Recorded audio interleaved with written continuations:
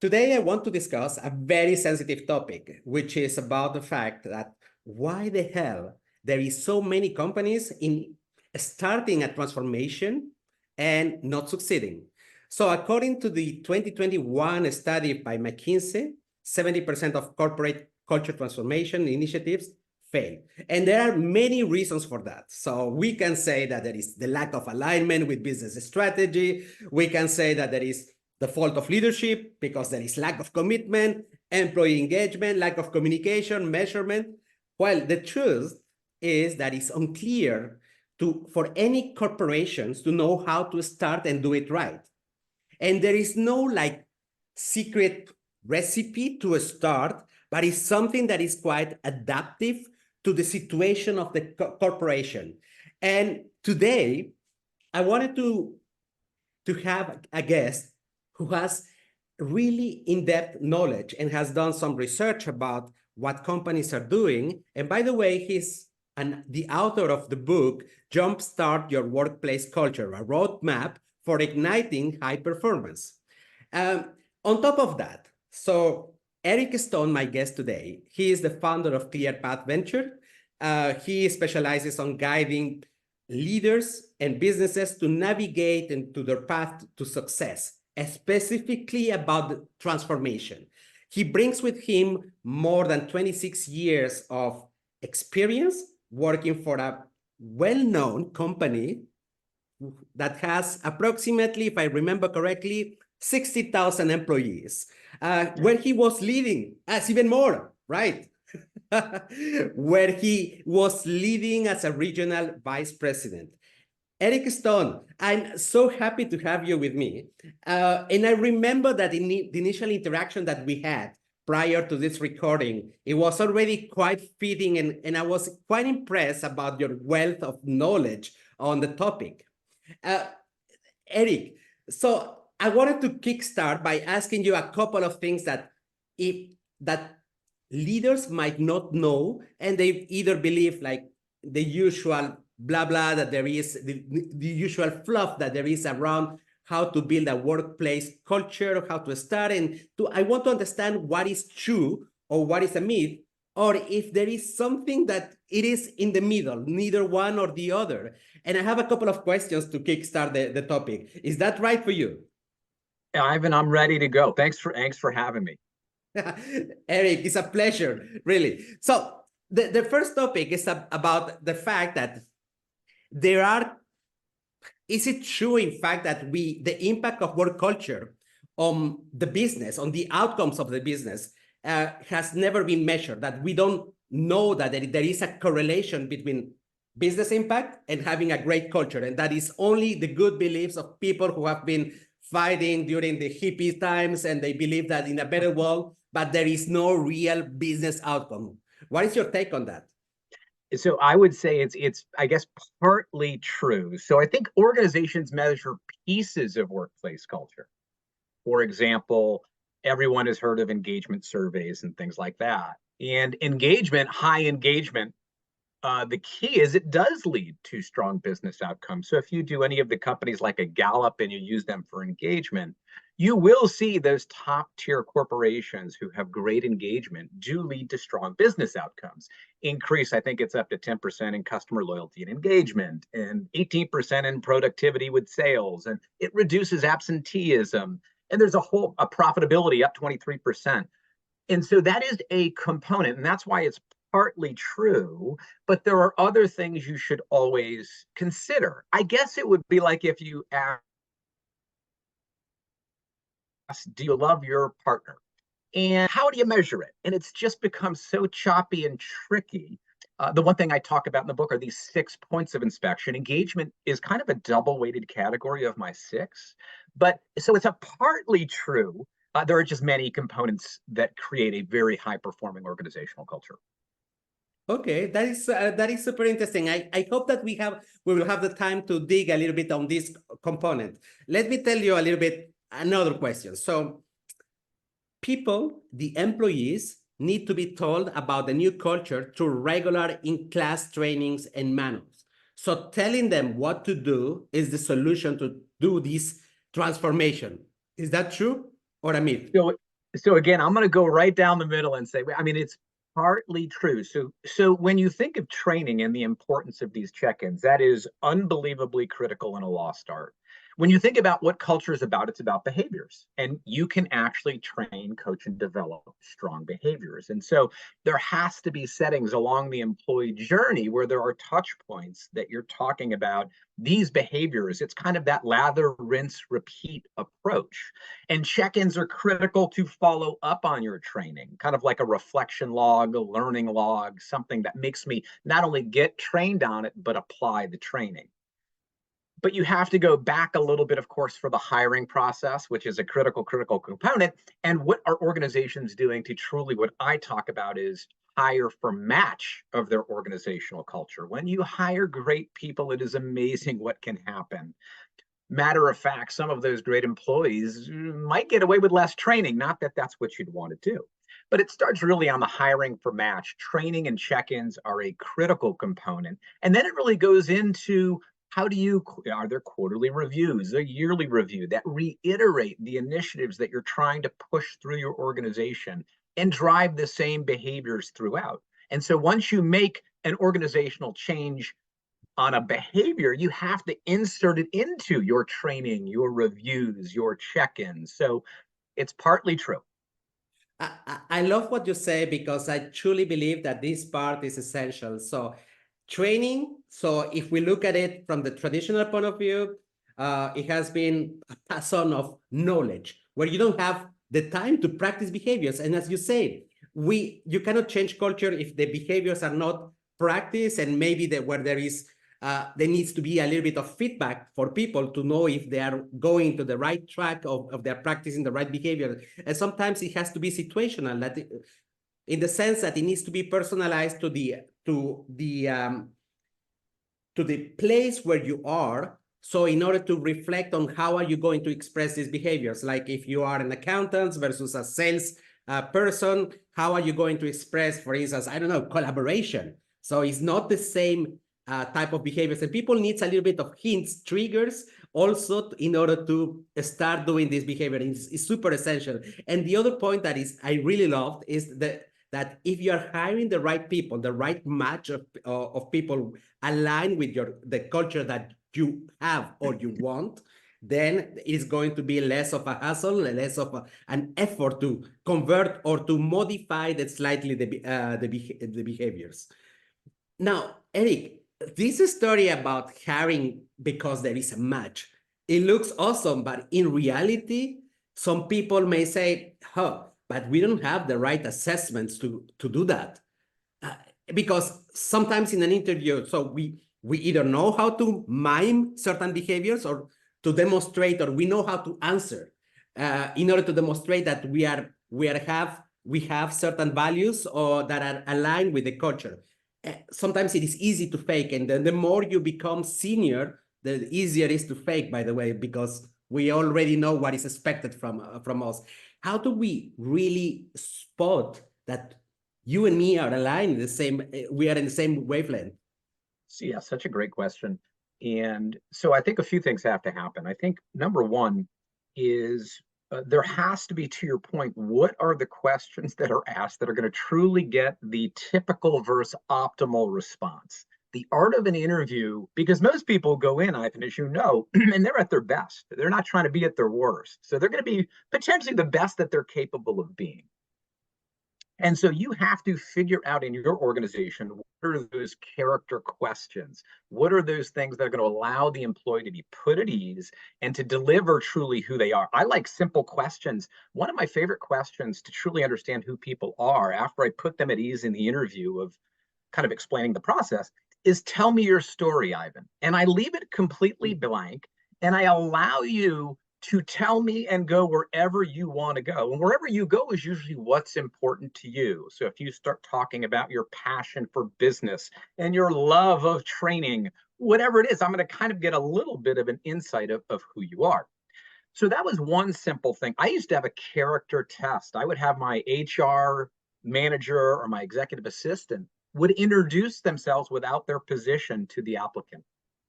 And based on their experience and how they were treated, believe it or not, what time they showed up, how they treated this unknown person would mean a lot to the process. And so from before the interview, during the interview, you have to have some of those questions. Another question I really enjoyed was, tell me about something that happened in your life that truly changed who you are today. And it allows me again to see a little bit about how they've overcome potential challenges throughout. The last little thing I love to do is, and this is why it's so important that everyone understands the right questions for your organization, is I would always do a little bit of I called it the pushback. And it didn't mean you were wrong. I just took the opposite side. So if I asked, is customer service truly the most important thing? And is the customer ever wrong? And what do they say? Are they okay to say, the customer's not always right? They just have to feel that they're always right. And so I might take an opposing stance because I want to see their character again. Do they stand up to what they believe in? And then, of course, your typical behavioral questions. But that's why it's so important that you have these things set aside to allow yourself to make a good decision. And it's really hard. I mean, how do you get the typical versus optimal is absolutely practice. The second part of that is, what sort of training do you give your hiring team? And so you might have a talent acquisition that is really good for the screening process, but you might have district managers who might not be as fluid in the process. And I always recommend having some sort of interview training and prep to make sure that there are no biases that can happen. And there's another common trap that certainly happens, or pitfalls, or tells, I used to call them. So a whole bunch has to go behind that. I love the fact that you give enough room for making that the answer to these questions could be personal or work related. And because it's the same person who goes to work, the person who is at home, or the person who goes to the office. So giving them the opportunity to reflect on something that they have done in any of these situations gives you a little bit more of feeding in order to judge if there is a good match, because the values and the values count, and the fact that you challenge a little bit slide that will test, if you want, the elasticity of people towards the real situation. Are they going to bend over because Eric is pushing into one direction or not? So you get to know exactly what is the real value, despite the fact that they are being pushed a little bit slightly, right? Yeah. Love that. There were also 3 words I bet my team could reiterate with me. And it was the simplicities of, do they bring the right attitude? Are they going to bring you effort every day? And are they coachable? And if you could get those things, you're usually going to be in a really good place. That's right. That's right. Eric, when I was looking at your book, I was going through the different chapters that you have, and people may think that this guideline that you offer looks like step by step, is something linear. So, but the question for you would be, building a new culture, is it based on iterations, non-linear approach where you are constantly checking up, measuring, assessing the results, and pivoting if necessary? Or is it something that we can plan as a linear roadmap? Yeah. So I think the book talks about the road trip and a journey, and it gives you from hiring and training, creating culture carriers all the way through to the eventual measurement of. And I think I used an approach. And in this approach, you might be at a different place, because you'll go to an organization, and just because it might be, quote unquote, a challenging culture, a toxic culture, it does not mean everything gets thrown out. There are probably some good components of it. I utilized a simple visual image, and it was an hourglass. And so when you thought of an hourglass, and you're in this explanation, you're going to have to understand you might be at a different section of that hourglass. Now, by the way, Ivan, is this audio or audio and video? Audio in. Okay, I was going to say I had a video image I could have inserted about the hourglass. But okay, so envision this as you're in a car or taking a walk somewhere. Is the top part of an hourglass is truly where, for iterations, is where you might be pulling from employees and customers and clients and board members and stakeholders and whoever whatever platforms you have to really pull in information to make good, sound decisions. Now, as you look at an hourglass, it comes out and then it slowly gets really thin where the sand comes through. So, as you've now pulled the information and you gather your team for a potential transformation in culture, you gather, commit, that right where this sand goes through is clarity. That is your priorities. It is going to be hopefully as simple as these three things, these two things. And as you have created clarity within your team on what you're actually going to be doing, you then see the hourglass coming out. That really goes into what we've already talked about. It is the training and coaching and development and getting the message to every single layer of your organization, from top to bottom, the first hire to the person who's about to retire.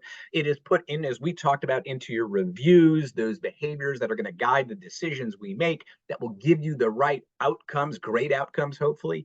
And then the sand lies on the bottom.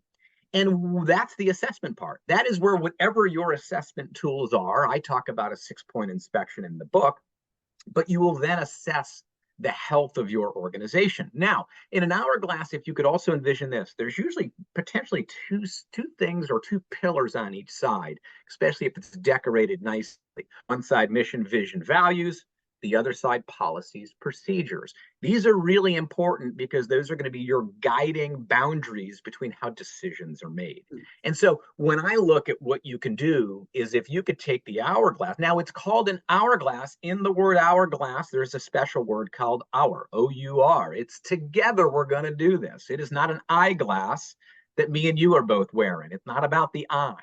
And so everything from symbolism to looking through an approach of an hourglass is a simple way based on where your organization is. Now, right when you have it, we all know, pandemic, new technology, something happens, you then, right, all you do, you turn the hourglass over and kind of potentially restart some of those processes. So new technology comes in, you got to go maybe to the top of that hourglass from an understanding and teaching and coaching and committing and training.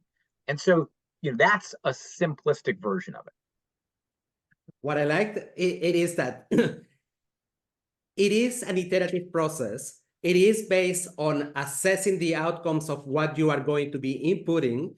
And as you say, you have to be able to turn the glass in order to, with the results, with the assessment that you have taken about the actions that have worked or not, start the cycle again, which is something that is quite in line with the agility that is required in today's world. Businesses are changing in a couple of seconds. We have seen in the last 5 years so many major changes, from the cultural side up to the how business are conducted. So we need this type of agility. So it's not only that you have a roadmap where you tick the boxes and everything, you move on to the next one. It needs to be assessed in order to see if there needs to be certain corrections, some pivoting in terms of the decisions that have been taken.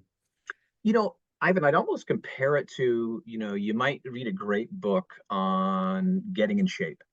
And the interesting thing is, getting in shape, I mean, it's technically a linear thing. It just gets very complicated. I know if I eat well, I know if I sleep well, and I know if I work out, good things are going to happen. It just gets a little challenging because there has to be some discipline along the way.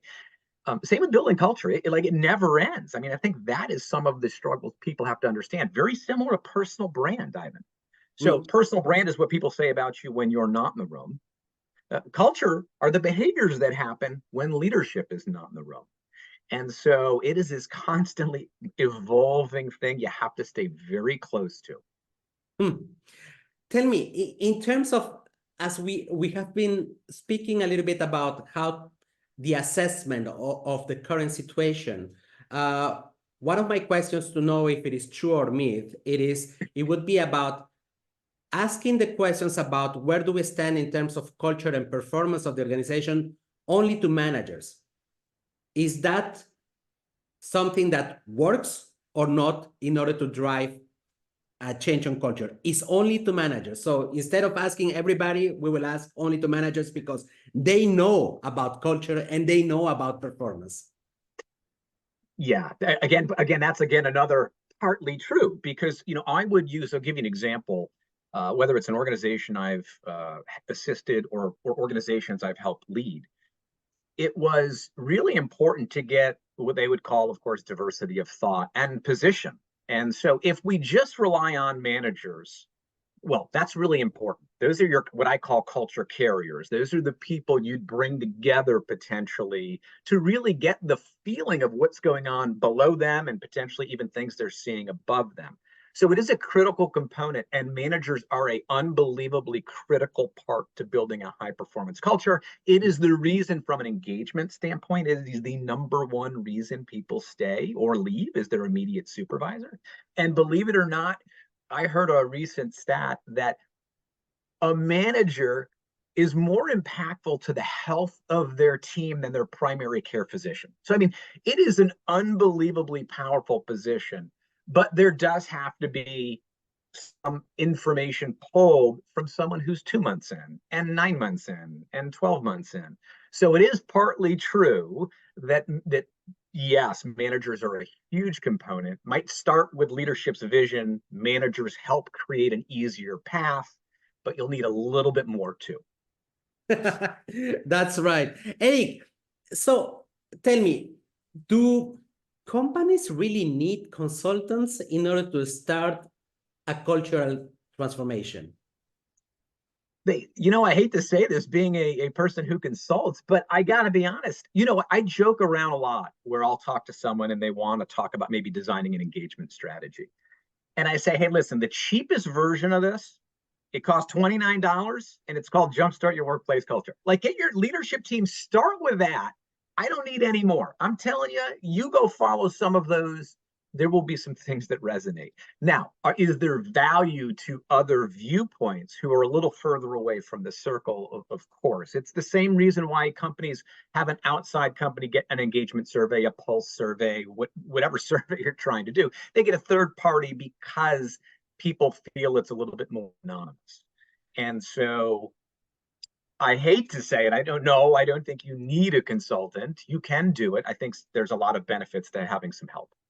Yeah, and often the thing is that corporations sometimes use the excuse that cultural change is going to cost a bomb. But the truth is that it's not. As you said, it could cost $29, or it could just start by the CEO displaying certain behaviors that the others wants to replicate, because of the role modeling is an impactful way in order to convert others. If they see a senior management team behaving in a certain way, it's already a cue for employees that this is the way of survival. So we need to change to display the same type of behavior. So I share with you this view that to kickstart a cultural change, you don't need that. Yeah. To do like maybe some tweaking, making it perfect. Yes, having an external perspective, yes, that would make sense. Yeah, Ivan, it's very similar. Again, going back to working out, there are some people who can just kind of watch a video or get some instructions and they just do it. Yeah. And I knew too many friends who will hire a personal trainer. It's not wrong. It's very good. They need that extra thing that's going to help them get going.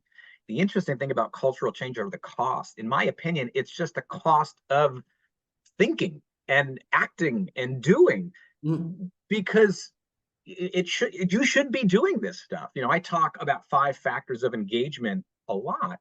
They're free of charge. I mean, just have a strong relationship with your team throughout your organization, clearly communicate your goals and expectations, give a training and provide Ivan the right information and training to achieve the desired outcome, help Ivan grow personally and professionally, and reward top performance. That's free. That should just be part of you should be required reading for it, so. That's totally true. So it's like starting with simple human behaviors that we will apply in real life, in our personal life, or maybe something that we wish for ourselves, and applying these principles and focusing on deploying them through an organization. It doesn't cost much. That is true. Eric, I am pretty sure that you have gone into the research mode to write your book. And there was a couple of examples, and I wanted to have the opportunity to also discuss and to kind of bitch about what is good or not in other corporations. Um, so according to you, what are the worst ways that to start a cultural change? Some examples that you have seen or done the research for your book, that how bad can we go by starting some BS program to change culture?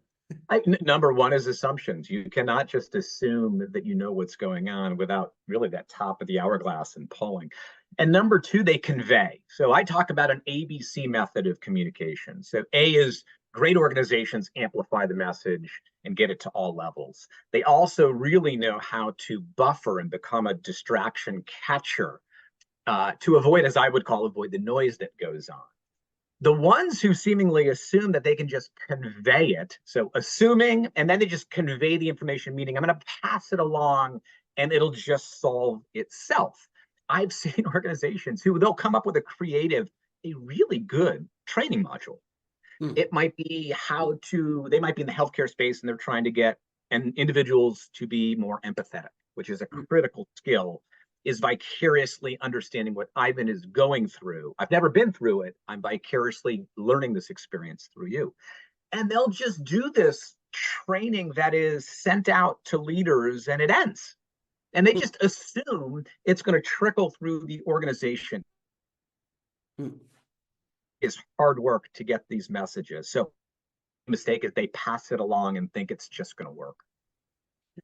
I want to refer back to something that you have mentioned before. When you are saying training, it means not only igniting curiosity for some knowledge, but it's the possibility, the option for users to practice. So because I really don't want people to misunderstand that training in your language means capacity to practice, to create new behaviors, not just we invite a guy to speak for a couple of hours and magic will happen. Everybody is going to take care of the well-being.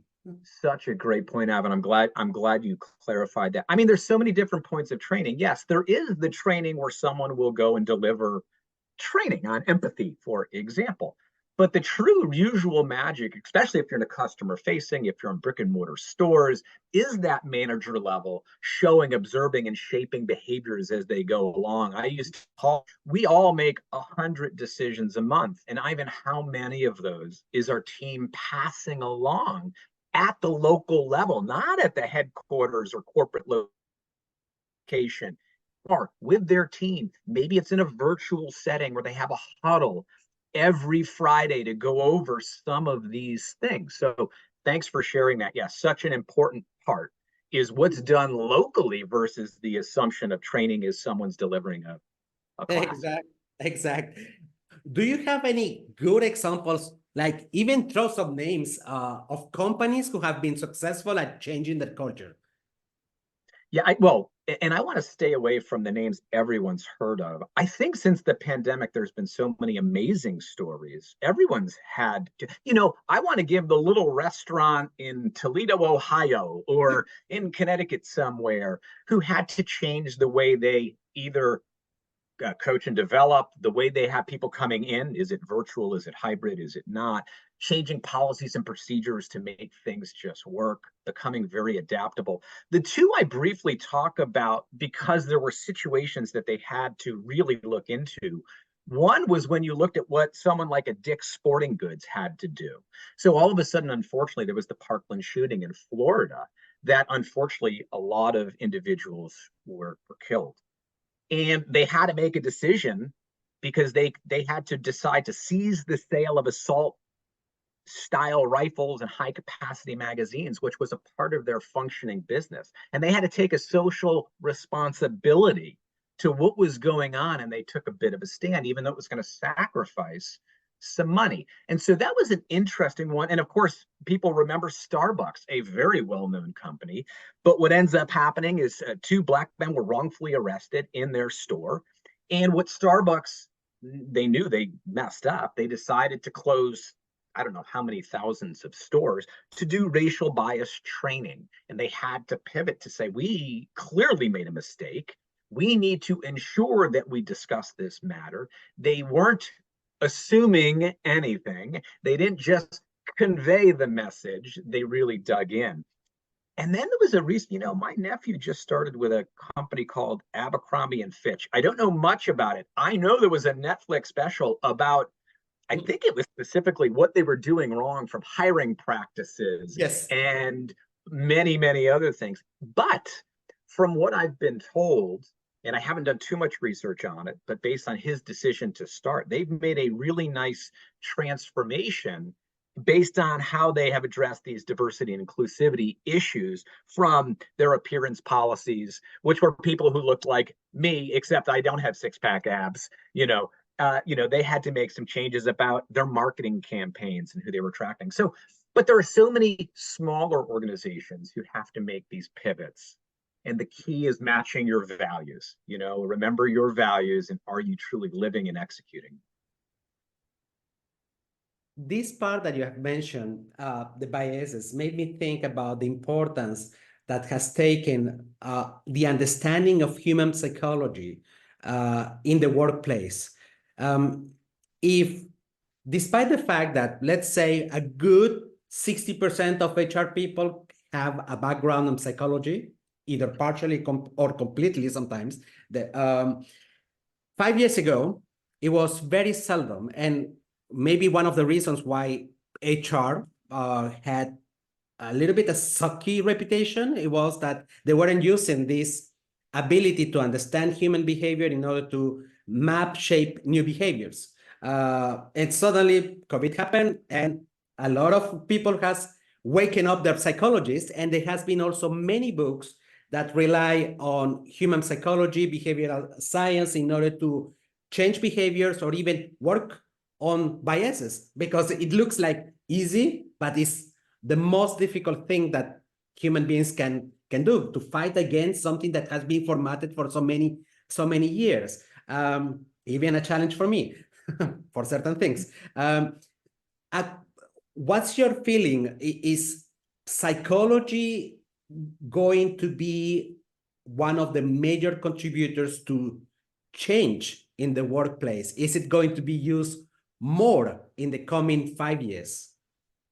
Yeah, well, I do. I mean, I think pulling behavioral data or understanding the human mind is going to be absolutely critical.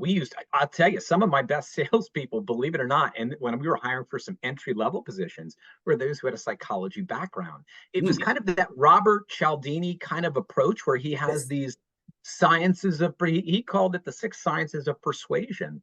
And you have to be able to study and assess, analytically understand. And so, whether it's sales or on the HR side specific, I think those are some really big attributes that will be helpful. And I think, like anything, it's just a nice balance of who you're looking to bring into the organization. And with HR, that is certainly going to be a help. Um, what I found what I found quite interesting about your personal journey. So 25 years and mainly in managerial or senior management positions, that made me think that you were rather in the business front line. How did it happen that suddenly you, I don't think that is suddenly, but let me use that word, suddenly you change to the side of just focusing on people and working on the most essential part of the organization, and maybe one of the most needed parts Yeah. today, working on workplace and leadership development? How did you Yeah. change, or what make So, you think? yeah, I mean, if you remember, I talked three important words: attitude, effort, coachability. The third, coachability. I think starting my career, I think it's kind of what you weren't doing. You try to become that person and then change behaviors. And so I think at the beginning, I was okay. I think I was really good with the superstar. I was not as good with the person who I couldn't connect with. And I think learning and getting feedback from mentors of how do you truly connect with a diverse workplace who not everyone is going to think like you allowed me to really try to be a practitioner of it. So I became thirsty for more leadership. And luckily, I had some really good leaders who would explain the why behind the decisions we would be making. They would not just say, Eric, you've got to sell more. They would say, Eric, here's why it's important to sell. And they would explain the break even maybe of this particular location and how important it was that when we're successful, we can support the communities that we live and work in. And it all started to make sense. And then I took those pieces and was just thirsty for more, whether that was internally within a company or reaching out to mentors outside of a company, or nowadays it's so easy to listen to great podcasts like yours, or read a book, or do a variety of things for other really great thought leaders. And so I think that was an evolution of what I was to hopefully what I became as I continued to try to get better. Amazing. Now, I'm pretty sure that there is going to be some of the audience who are going to be interested on understanding what Clear Path Venture is doing. This is number one. And number two, how to reach you out, Eric. Yeah. So there's three simple things. I like to keep those priorities pretty simple. Number one is I do speaking engagements for especially designing organizations' engagement strategy. So I do a lot of keynote talks. And then there's the individual one-on-one coaching to usually middle to upper management that I will help, and hence Clear Path. I always felt, while it's never clear, if you have a few of those key priorities, you can make it a clear path to moving forward. And it's the same with organizations. Of working with an organization, they're trying to transform their sales culture, their service culture, these experiences that have to change, and working with organizations who do that. It's just a passion that became some fun that I get to do every day. And people can reach me. You could just go right to LinkedIn and pull up Eric Stone under Clear Path Ventures. You'll find me. You could go to Instagram, ClearPathVentures_. You could go and just email me at eric@clearpathventures.com. Just a few easy ways to get hold of me. I will write down below this episode these links. Eric, thank you very much for spending time with us. I really enjoyed I enjoyed going through your book. I did it in a 2 hours reading, but I needed to do it because I wanted to understand what was behind your methodology, your approach. And I realized that it is not a book like the typical, how to say, just sharing stories about how others do it. It is more like a guideline with practical elements on how to do it. And I love the simplicity of the language. So it is not something that that is, for me, a middle manager is going to take so much wealth of information in order to apply it. I feel also that this is not a book for HR people. This is a book for people who want directly results, like practical results, business outcomes. And you have leveraged quite well on all the wealth of experience that you have got in the as a frontliner. So thank you very much, Eric, for this episode. It was really lovely to host you in the Growth Hacking Culture podcast. Thank you. I have a pleasure. Thanks for having me.